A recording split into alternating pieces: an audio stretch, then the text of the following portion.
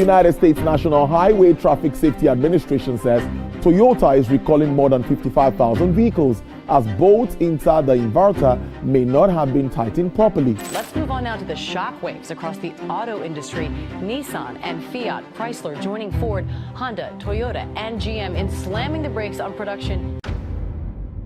The American auto industry is standing on a fault line, and most people have no idea how close it is to cracking. Behind factory gates in Kentucky, Alabama, Texas, and Mississippi, a quiet shift is already underway. Deals are unraveling, production lines are slowing, and global alliances that once felt unbreakable are starting to fray. At the center of it all sits Japan, America's longtime partner, now pushed to the edge by tariffs, political pressure, and economic ultimatums. Nearly 840,000 American jobs hang in the balance, and what happens next could redefine manufacturing in the United States for decades. For more than 70 years, Japan and the United States worked side by side. They built trade agreements, shared military responsibilities, open markets, and backed each other during crises. Japan allowed American military bases on its soil. It welcomed U.S. companies into its economy. It aligned with Washington on regional security. In return, Japan believed it had a dependable ally. That belief is now collapsing. Japan ranks among the largest foreign investors in America, supporting more than 800,000 U.S. jobs through companies like Toyota, Honda, Nissan, and Mitsubishi.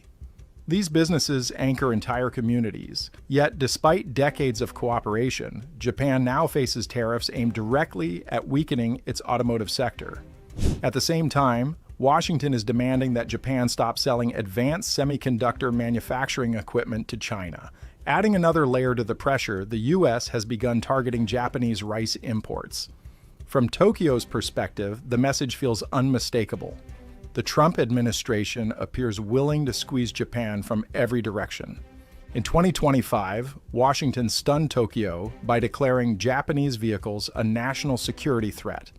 The Trump administration began preparing sweeping auto tariffs, starting at 25% and potentially rising to 30%.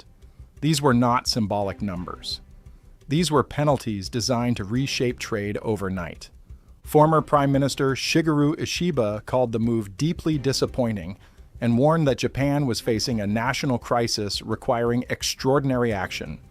Japan's chief trade negotiator, Ryosei Akazawa, stated clearly that Tokyo had repeatedly urged Washington to reconsider the entire series of tariffs.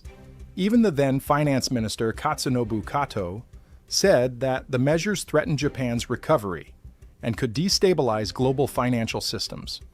Bank of Japan Governor Kazuo Ueda echoed those fears, explaining that growth and inflation forecasts were already weakening under the pressure. Tokyo was not reacting emotionally, it was reacting mathematically. Meanwhile, Washington told a different story. U.S. officials argued the tariffs were necessary to rebalance decades of uneven trade. They claimed Japanese automakers benefited from regulatory advantages and currency dynamics, while American companies struggled to compete in Japan's domestic market.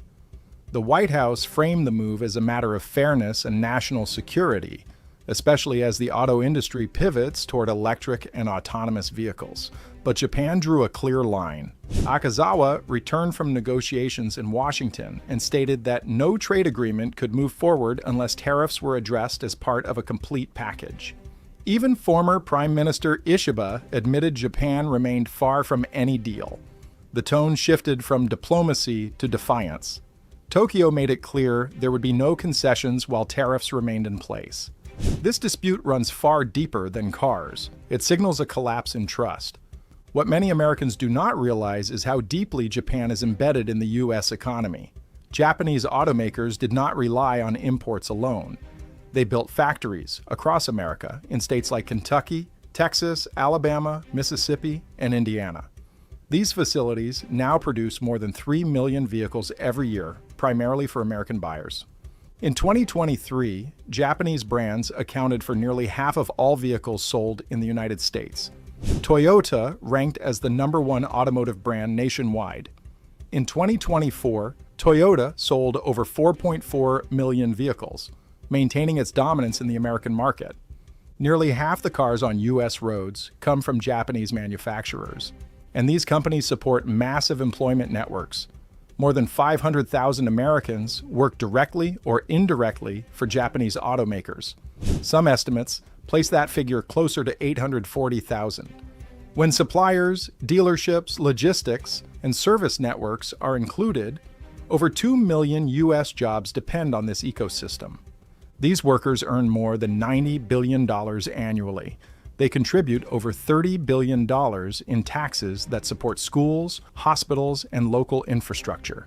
These are skilled manufacturing jobs that cannot be replaced overnight. Now, those same companies are being treated as adversaries. A 25% tariff makes vehicles significantly more expensive. Higher prices mean lower sales. Lower sales lead to reduced production. Reduced production means layoffs. Entire communities that grew around these factories could face economic collapse. The impact will not stop at Japan's borders. It will ripple through American towns that depend on Toyota, Honda, Nissan, and their suppliers.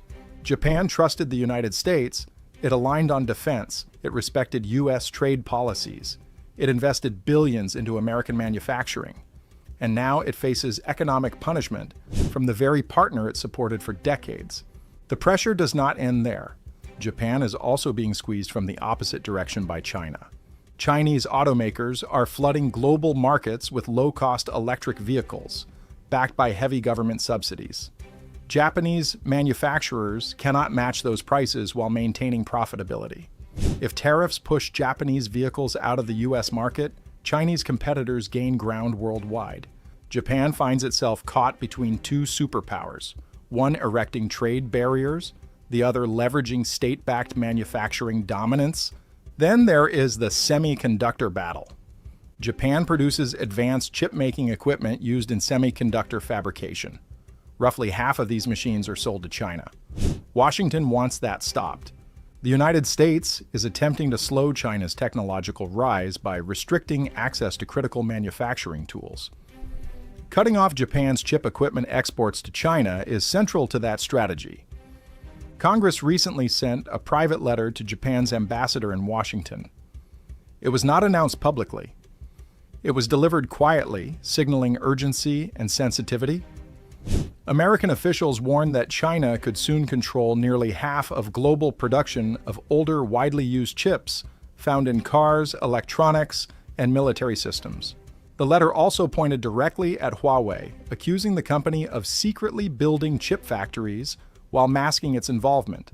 U.S. lawmakers argued that Western firms were not losing value by exiting China, pointing to rising stock prices as proof. They highlighted America's own massive subsidies for domestic chip production and urged allies to follow suit. Washington is forcing Japan to choose sides, either comply and lose a major Chinese customer or resist and face escalating economic pressure from the United States. The auto tariffs serve as leverage. Rice imports and vehicle regulations dominate headlines, but technology control is the real battlefield. Japan's options are limited. It could accept U.S. demands, halt chip equipment sales to China, and hope tariffs disappear. That would sacrifice sovereignty over a critical industry while damaging relations with Beijing. Or Japan could chart a new course. That path is already taking shape. Japanese automakers have begun pulling back from U.S. production. Nissan cut output of its Rogue model by 13,000 units at its Kyushu plant. After calculating tariff impacts, Toyota redirected investments toward Thailand instead of expanding American facilities. These were not impulsive decisions.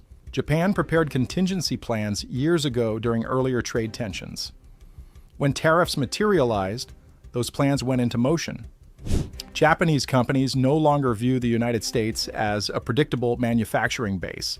Investment began flowing into Southeast Asia. Thailand, Vietnam, and Indonesia emerged as new production hubs. Toyota distributed electric vehicle manufacturing across 5 countries. Mazda invested $150 million into EV facilities in Thailand. Then came the most striking move. Toyota committed $2 billion to build an electric vehicle factory in Shanghai.